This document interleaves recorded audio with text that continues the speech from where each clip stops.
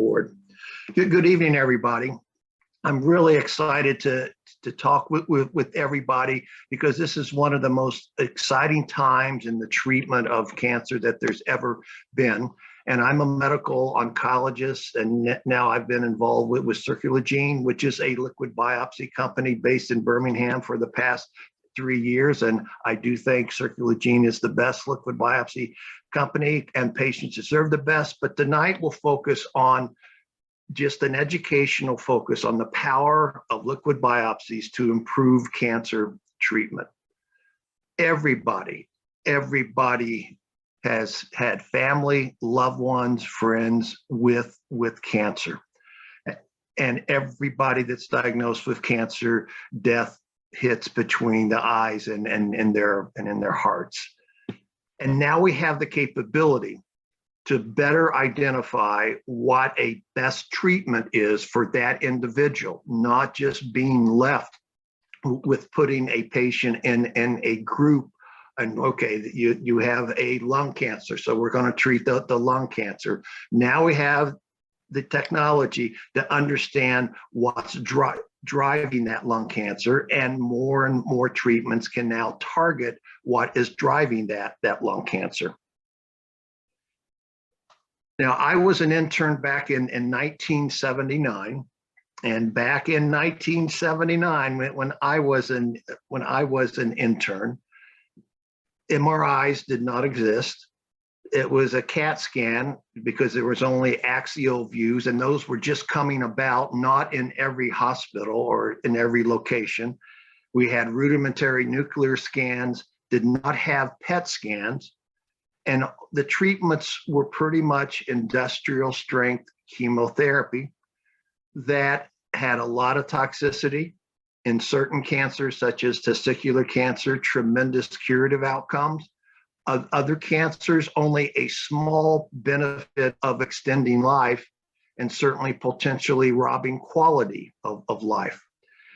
And then things sort of slowly begin to change. It was in 2004. That's when the first targeted therapy of EGFR in lung cancer came about.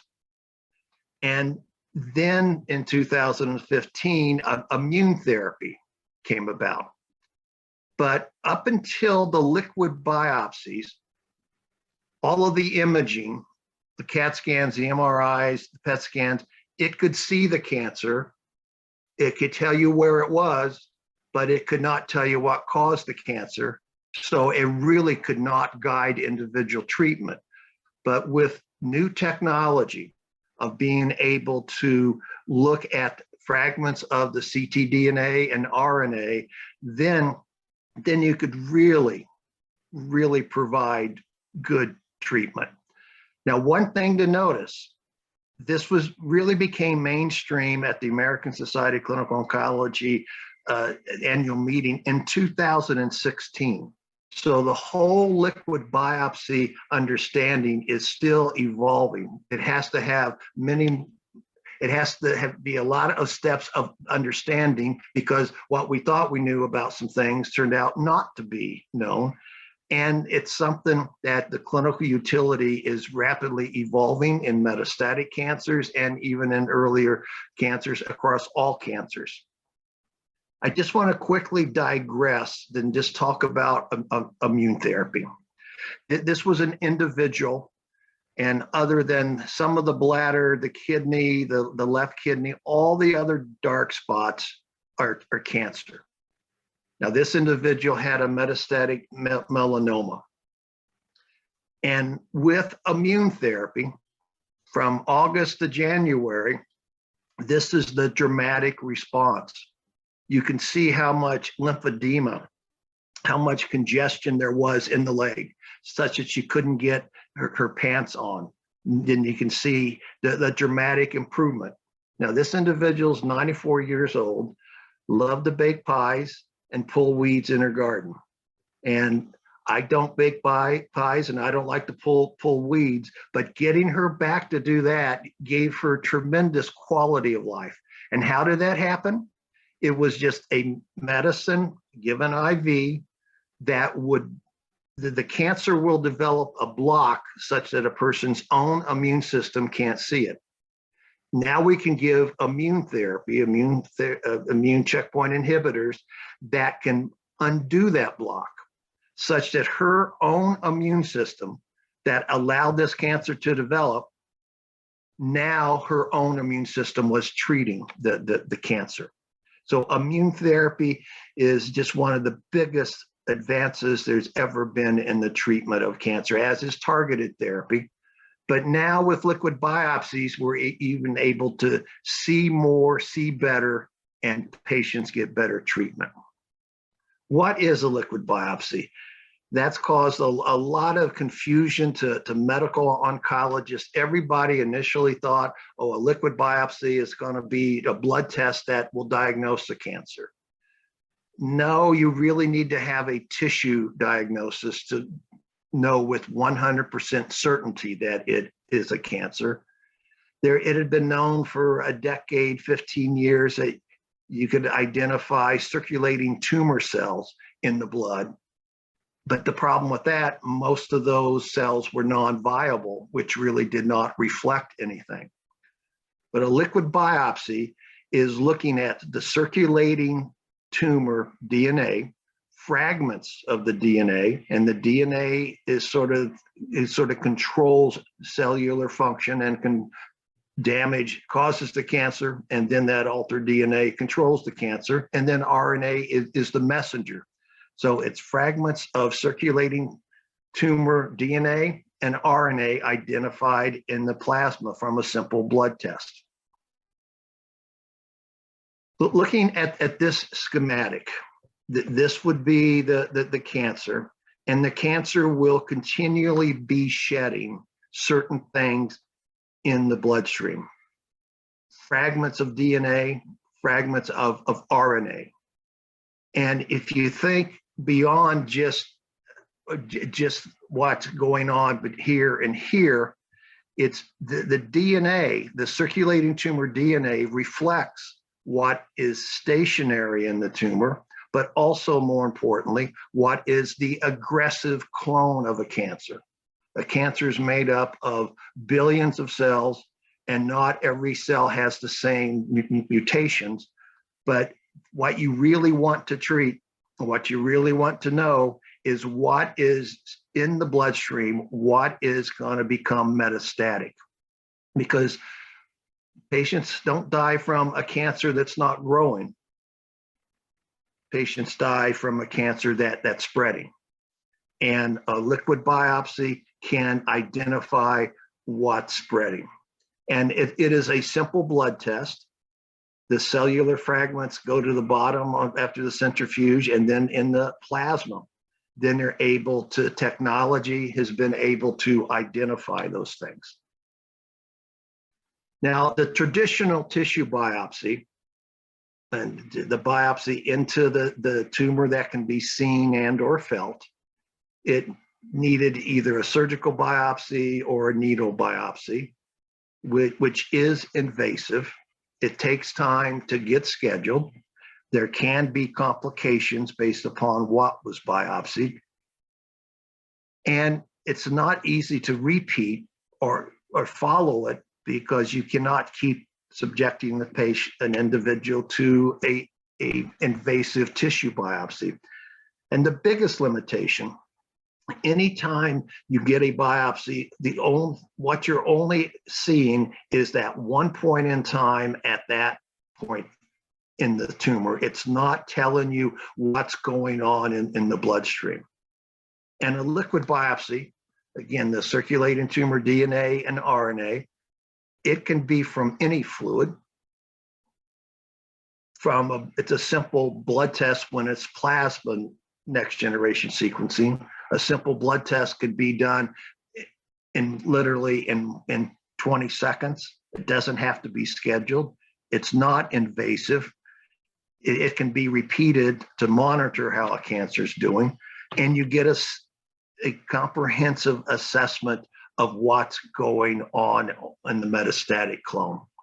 So from a simple blood test, yeah, the tissue is still needed to diagnose the cancer, but The treatment needs to target the tumor biology of the cancer. And this is just where things are in 2022 in the treatment of non-small cell lung cancer. They have 1, 2, 3, 4, 5, 6, 7, 8, 10 different potential targets. It's impossible to order individual tests to get these needed mutations and fusions on what can best treat that particular cancer. But you can, with next generation sequencing, you can construct the panel and get everything you need. You can expand the panel as the advances keep going, and everything's still obtained just from the simple blood test. And as you can see, just the number of therapies for each target, 5, EGFR, ALK, and more, this is becoming the majority of in lung cancers. This is just another schematic. Again, the technology of next generation sequencing. The other term is massive parallel sequencing, where you're able to construct 70 to 80 gene panel. You can go as high as 300, 400 if you want. It just takes longer to get the results back. It can be very broad. It can be on both tissue, or it can be on plasma or any fluid.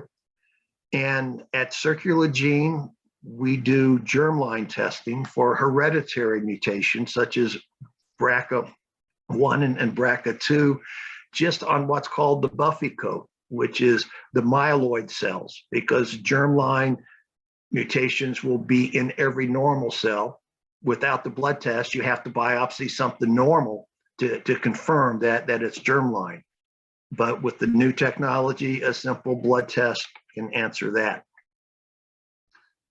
Why a liquid biopsy? And this is where it really begins to impact cancer treatment and outcomes for patients to live longer and live better. You need to know the right treatment, but also you need to avoid the wrong treatment, because the wrong treatment can matter as much as the right treatment. This is just an example. This was a 44-year-old. This is metastatic colon cancer. All of these, the lung should be black. So everything you see in the black, except in the middle, that's the heart. And again, all of these white shadows, that is just extensive spread to the patient's lungs.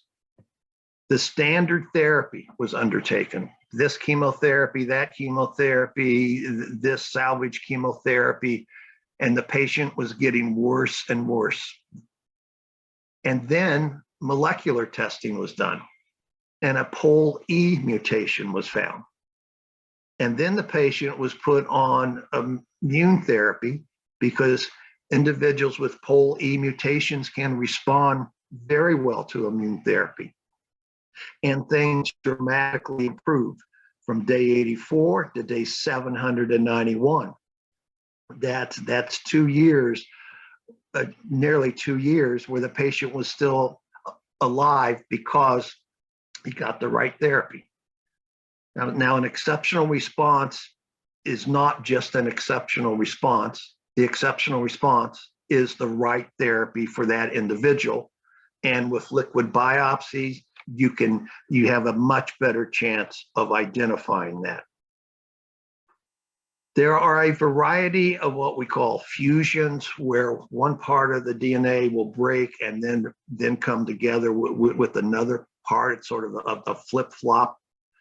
And there's this fusion called NTRK that can be found in multiple adult cancers and multiple pediatric cancers. And we really entered an era of treating cancer that it's tissue site agnostic. It's not what we label the tissue. It's not a lung cancer. It's not a colon cancer, a prostate cancer, or a breast cancer. It's what is the tumor biology. It's an NTRK fusion cancer. And it doesn't matter. Well, it doesn't matter where it came from. Now with coding, everything sort of has to follow the codes, but we're really in a transition of with cancer of not labeling it by the traditional ways, but by the newer and better ways, by knowing the tumor biology. Now these fusions are very, very rare, but for the person who has that, for that N of one, that number one for that person, and if they have it, it's 100%. So the rarity of a cancer does not matter. For the people that have it, it's 100% that they have it. And the responses to simple pills can control the cancer. A recent study in lung cancer, for 3.5 years ongoing, the cancer was in complete control. So it's so important to know these fusions. And how you can do that is with the liquid biopsy. And I'm going to digress again, because in the oncology world, when we look at treatment benefit, we're always looking at a Kaplan-Meier curve. And ideally, it's overall survival. But this is just a generic Kaplan-Meier curve. And as you see, the blue line is here. That's group 1. The red line is group 2. But if we look at this 80%, for the blue line, it's up at 7. For the red line, it's down to 3. If we look at the 50%, and that's the median, when we talk about survival times, the median is that 50th person out of 100. And for the red, it's under 10. For the blue, it's twice as long. But you will notice that the Kaplan-Meier curve is made up of people who are at 100%, and unfortunately people at 0%. This median, which would, okay, the median overall survival is X time. Half did not at that time because half have already died, but half are still alive, which makes the median, the averages that everybody wants to talk about in cancer really not helpful for an individual. It's whether you're 100% or 0%. And at a time 20, there's only 10% of patients still alive. The 90% are already dead. But if the group 1, it's up to 60 to 70. So it's Kaplan-Meier is made up of 100% or 0%. And this median is 50 are no longer alive and 50 are alive. So the median only applies to that 50th person out of 100. And I wanted to show that just to get a perspective because of the improvement that liquid biopsies are achieving. This is in metastatic lung cancer. For the patients who had a targeted therapy, they had one of those 10 targets and they got the proper treatment. The median overall survival, that 50th person out of 100, the median overall survival was 40 months. But even at the 5-year mark, 40%, 40 out of 100 were still alive. If they had the potential target, and it was either not tested for or not treated, the median overall survival was 20 months. In the past, we would get excited about a 2 to 3 month improvement in median overall survivals. But with targeted therapies, you can double that, and that's 2 extra years. And some patients, 40 out of 100, are still alive at the 5-year mark. So it's imperative that you know that there's a target that you can target, because those patients do much better with that targeted therapy that is targeting what's driving the cancer and shutting off the cancer, as opposed to the standard chemotherapy, which does nothing but kill some of the cancer. This is even the case in pancreatic cancer, another absolutely horrible cancer. And 26% of the time, you can find something that could direct a different treatment. And when those patients got that different treatment for what the liquid biopsy showed, they lived on average, on median, a year longer. And at the 3-year mark, it was 3 times higher 3-year survival potential. So even in pancreatic cancer, a liquid biopsy can really improve patient outcome by guiding what's going to be the best treatment for them. Now, this is on the flip side. With the immune checkpoint inhibitors, the therapies that can do incredible things across all solid tumors, not everybody responds. There are certain mutations that we now know, STK11 is one, that those patients do not respond to immune therapy. And if you look at this red drop, the progression-free survival, in 6 weeks, the majority of patients were progressing if they received immune therapy, such that 20% the cancer can boom because of the therapy. So it's imperative to know the mutations that could lead to a treatment, a wrong treatment, and to avoid that wrong treatment. And the same thing in fusions in colon cancer. If you have a metastatic colon cancer and you get standard chemotherapy, it's a 3+ year survival, and that's improving.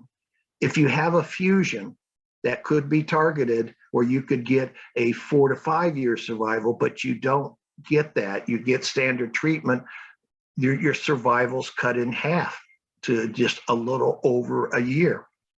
So it's imperative to know what a wrong treatment can be, and a simple liquid biopsy can give you that information.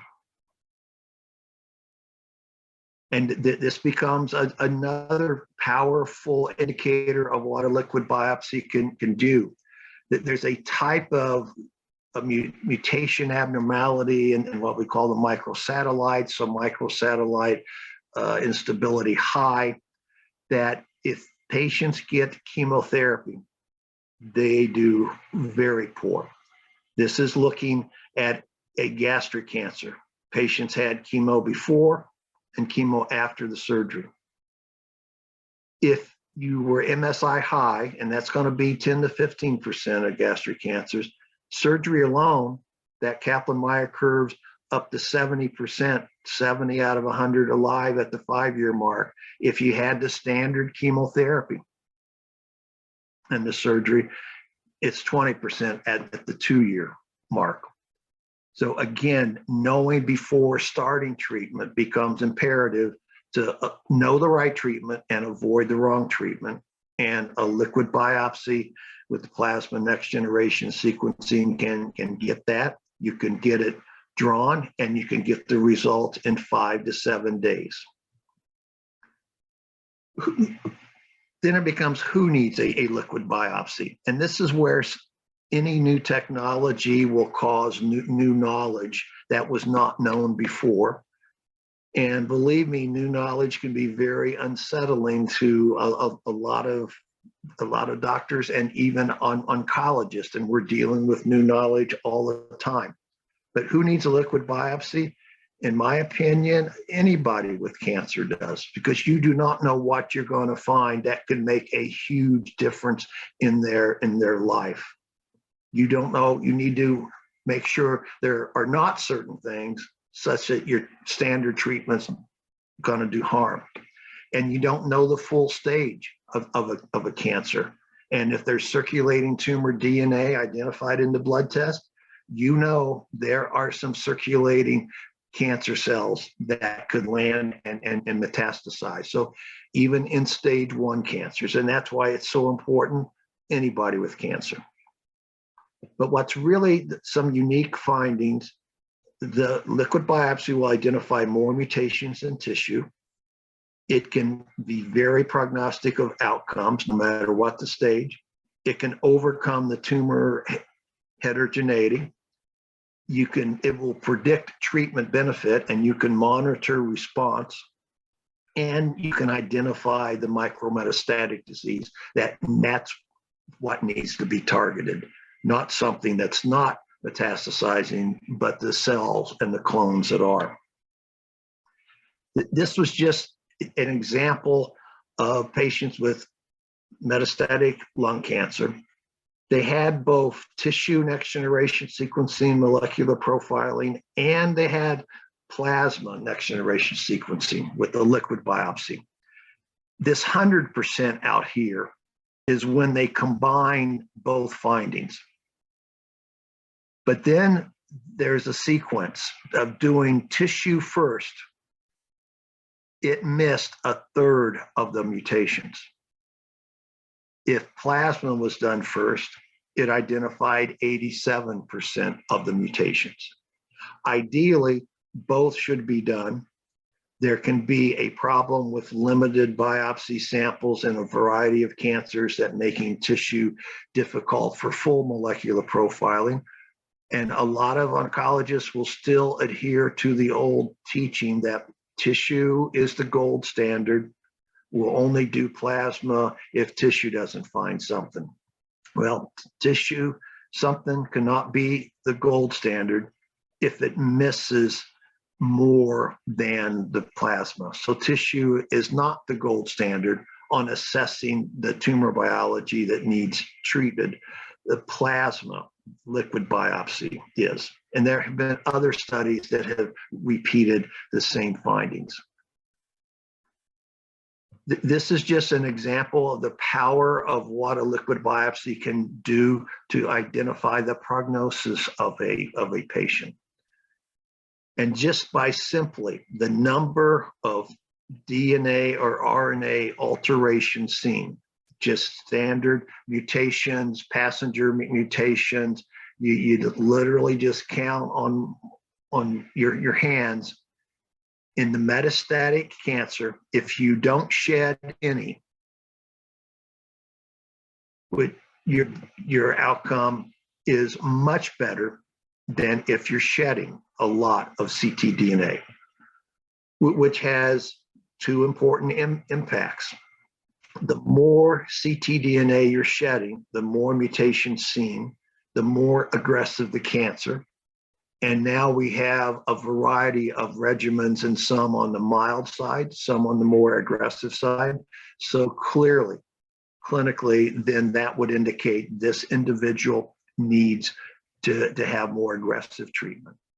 More and more, we're getting to the point where a lot of treatment is given before surgery.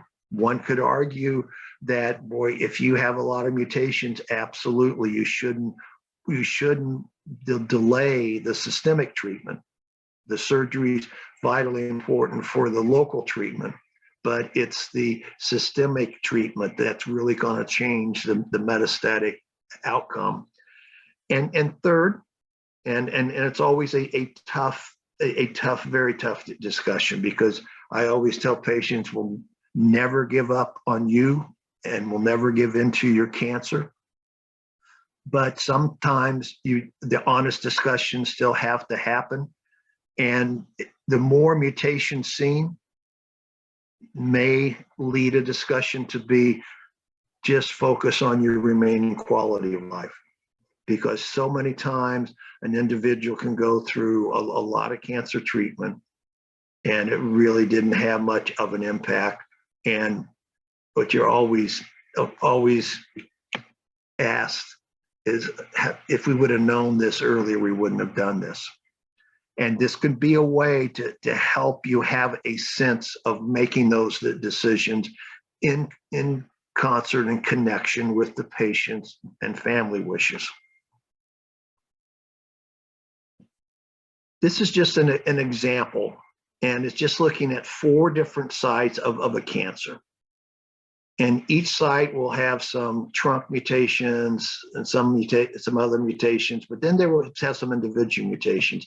And if you biopsy the lung, there's a CDH11 mutation. And don't worry about the mutations, abbreviations, that's not the point. But if you biopsy the liver, you would find things completely different. And that's the case in other studies. You can biopsy multiple sites within the same organ, different organs of the body, and there will be a lot of heterogeneity, where there have been studies where a liquid biopsy can overcome that because it can identify what is the cancer clone and cells that are spreading, that need to be targeted. If you just biopsy one area, you may end up with incomplete information that you miss what's the most important thing. But with a liquid biopsy, you find what's the most important thing. And these next couple of slides, they may not be exciting to you, but they're real exciting to me. This is just looking at the ctDNA from a liquid biopsy after you initiate a targeted treatment, and it goes away, and it goes away at 6 weeks.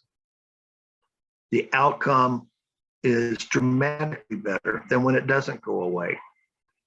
And if it doesn't go away, in this particular instance, there are a variety of treatment escalations that could be done. And it will take x-rays quite a while to show up changes, or it's just sort of stable and you don't know whether it's still spreading or you shut it off. But if it clears, if the liquid biopsy clears those mutations, you know you've shut off a lot of the activity. If not, the activity is still there, that you need to do something additionally different. The same thing with immune therapy. And believe me, immune therapy can be difficult to assess radiographically because of all of the immune inflammation that can happen. There can be slow responses, but by 6 to 8 weeks, you can know who's going to do much, much better than those that are not. Those that clear the mutations or cut in half the mutations are going to do much better than those that have no change in their liquid biopsy. And this is even better than the PSA. If there's a metastatic prostate, it's better than all the serum tumor markers, even CEA for colorectal cancer, because it's seen that whether or not there's still spreading an active cancer. And this is a busy slide, but don't want to focus on this too much, but I want to focus on this slide. These are patients with metastatic breast cancer. When they looked at the tissue molecular findings and they even matched the therapy, there was really no benefit.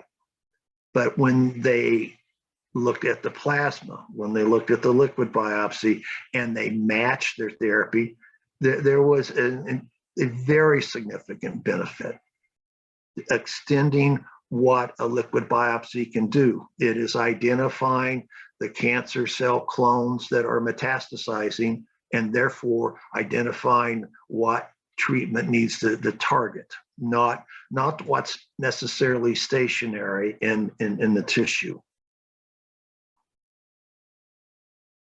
And I'm going to go ahead and skip this slide. When to get a liquid biopsy?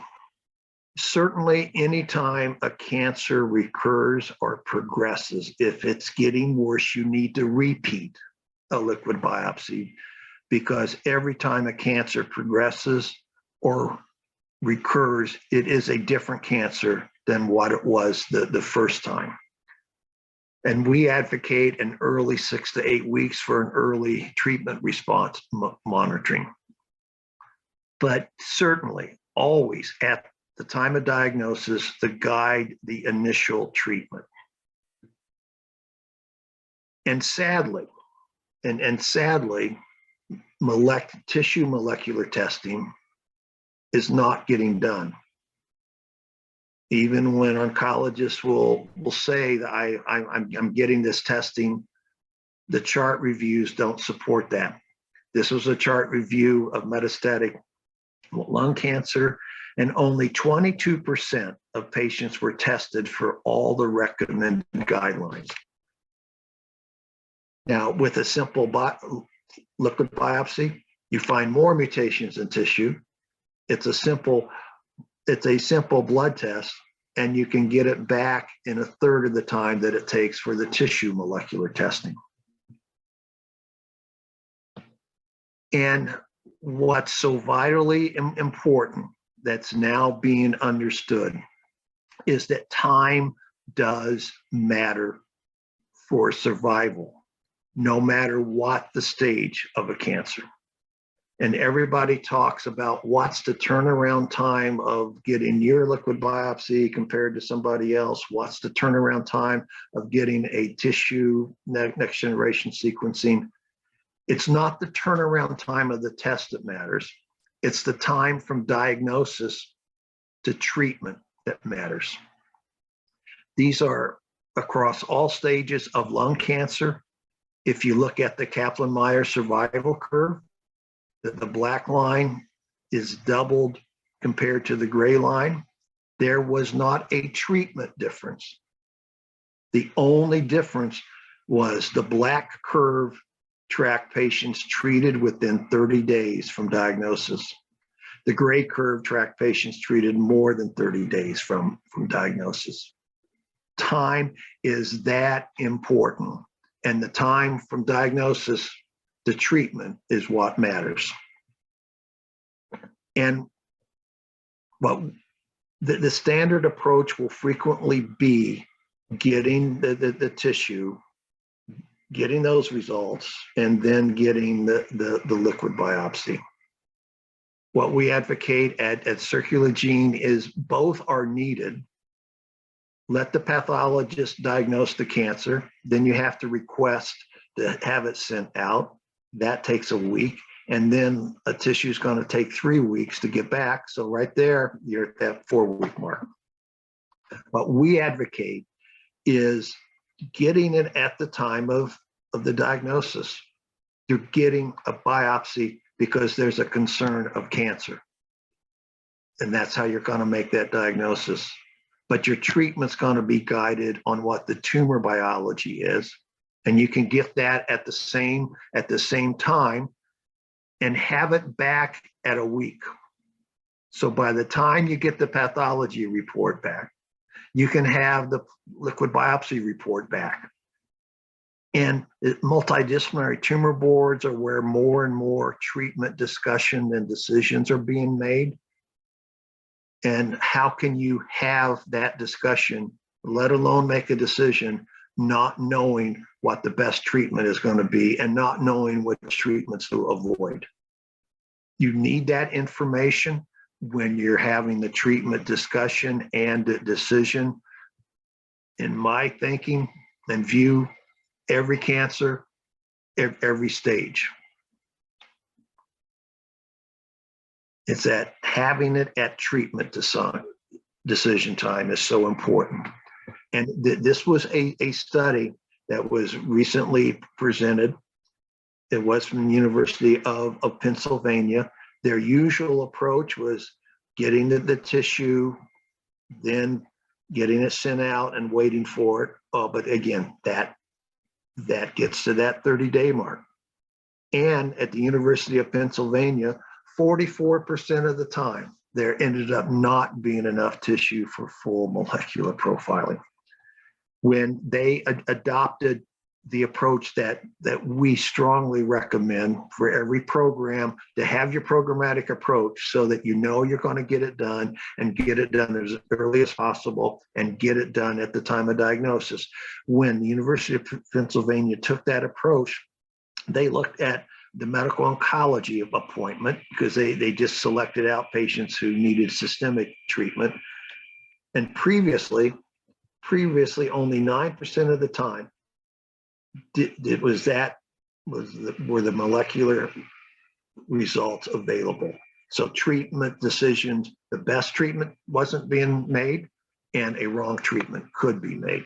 But when they did the liquid at the time of diagnosis, 85% of the time, they had that information. And again, the turnaround time of the test, 8 days for the liquid and 3 weeks, but it takes a week to get the tissue ready to send out. So you're already at that 4-week mark. So time really, really matters. a liquid biopsy provides better information than a tissue molecular study will with next generation sequencing. Plasma next generation sequencing, a liquid biopsy finds more information, finds better information affecting outcome, and it finds quicker information. I just want to go over a couple cases just to show the power of how a liquid biopsy can impact cancer treatment.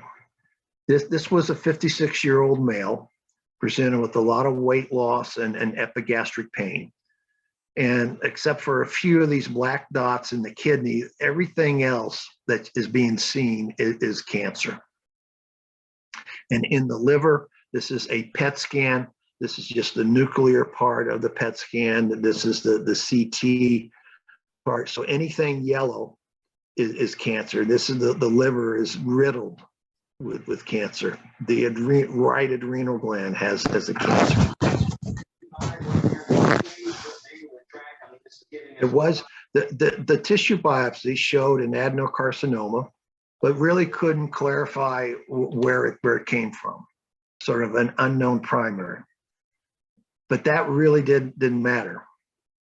The tissue next generation sequencing took 30 days to come back, and there was quantity not sufficient. But we had ordered a Circulogene at the time of diagnosis. 8 days, there was a particular fusion, a ROS1 fusion. The patient was able to start treatment immediately. If we had to wait for tissue, at best he wouldn't have started for 3 more weeks. It would have been 4 weeks, and we would have stepped to the wrong treatment. And here he was in December, from October 3rd to December 12th. Bladder, right kidney, left kidney, no cancer seen, no yellow in the liver, no yellow in the adrenal gland. Because of the liquid biopsy, he got the right therapy. He got the right therapy very quickly, which was vitally important because his performance status, his ability to function was rapidly coming to a cliff. And this was able to pull him back so he could live longer and live better. This was a patient, and this was in June of 2018. The PET scan, yellow, big lymph node in the left neck, lymph nodes in the upper mediastinum. Had chemo and radiation together. Everything cleared. Everything cleared. This is just the heart, kidney, and bladder. This was in November, but just 5 months later, everything black in the middle are lymph nodes. And there was this one particular lymph node right here that was pressing on the esophagus. So this was as big as her esophagus was, that little slither. She was nearing complete obstruction, could not swallow her own saliva, and had it biopsied, but the tissue biopsy was non-diagnostic. But we also got a liquid biopsy from Circulogene. Now, we did not have that initially. And in 4 days, there was an identified ALK fusion. And this individual went from in the hospital, everybody's talking about putting in a feeding tube just so she could have some hydration and stepping to hospice. By knowing this ALK fusion, we were able to coax down alectinib, which is an ALK tyrosine kinase inhibitor. It's a pill. And within 3 days, she had enough symptomatic improvement. She was able to go home and then continue to have a complete response. Without knowing this, it would have been stepping to hospice because there's nothing more that could be done. Tissue was not available. The ALK in 4 days came back and literally rescued her life. This is just another example of a pancreatic cancer that had an ALK fusion, which is rare. but it happened. It's 100% in this particular individual. And the CA19-9 is the blood test like PSA and CA125 in ovarian cancer that's monitored. The patient got worse with standard therapy, but once it got the targeted therapy, the CA19-9 returned to normal. And there was also a germline, a hereditary mutation, which had some impact on her because ATM mutations can respond well to radiation therapy. And this could also have an impact on screening for family members. And finally, this was a patient that was diagnosed as a gastric cancer. Anytime you biopsy the stomach, it can be difficult to get enough tissue for full testing. And the patient was going to start on standard chemotherapy for a standard 10 to 12 month benefit with a lot of toxic chemotherapy. But when the liquid biopsy came back, these KIT mutations were identified, which are associated with a gastrointestinal stromal tumor, a GIST, which can have 4 to 5+ year survival by taking simple pills. So the liquid biopsy can guide the best treatment for an individual to extend life and improve quality of life. It helps you avoid the wrong therapy. You get it back quickly, that you can get it with time does matter. And every once in a while, you end up getting clarifying information that you did not know about, because even the tissue pathology was based upon sort of where it was. It wasn't that. It would have been coded a gastric cancer, but it really was a GIST based upon what the tumor biology was. I could talk all night.